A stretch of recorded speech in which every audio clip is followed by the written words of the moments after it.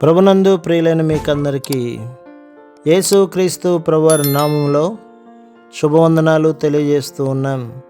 ఎడారిలో సెలయేర్లు అనే దినపాఠమునకు స్వాగతం. ఫిబ్రవరి 12. మీ పరలోకపు తండ్రికి తెలియను. మత్తయి సువార్త 6వ అధ్యాయం 32వ వచనం.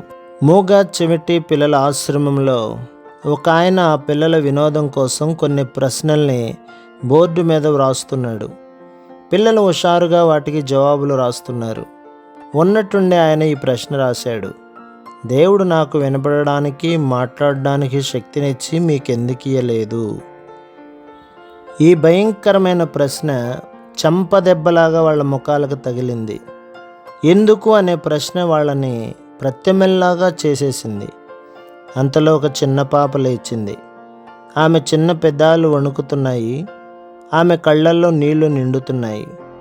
నేరుగా బోర్డు దగ్గరికి నడిచి చాక్ పీస్ని అందుకుంది. స్థిరమైన చేతితో ఈ జవాబు రాసింది: తండ్రి, ఇది నీ దృష్టికి సరైనది కనుక ఇది ఇలానే ఉండనియ్యి. ఎంత ధన్యకరమైన జవాబు! ఇది నిత్య సత్యం.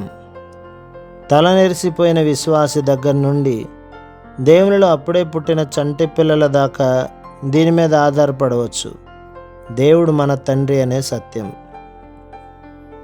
నిజంగా దీన్ని నమ్ముతున్నావా?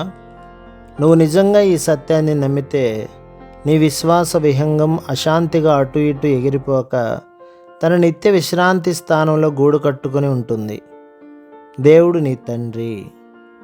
అందరి జీవితాల్లో ఎప్పుడో ఒకప్పుడు ఈ విషయం మనకు అర్థమయ్యే రోజు వస్తుందనుకుంటాను. కారణం లేకుండా రాలేదు నాకు ఈ కష్టాలు.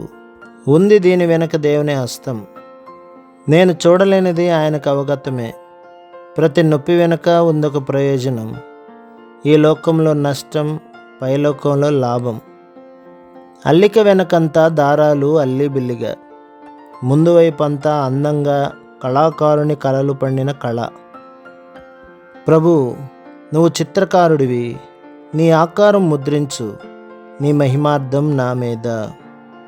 ప్రభు మిమ్మును, మీ కుటుంబములను, మీ సంఘములను దీవించి ఆశీర్వదించునుగాక. ఆమేన్.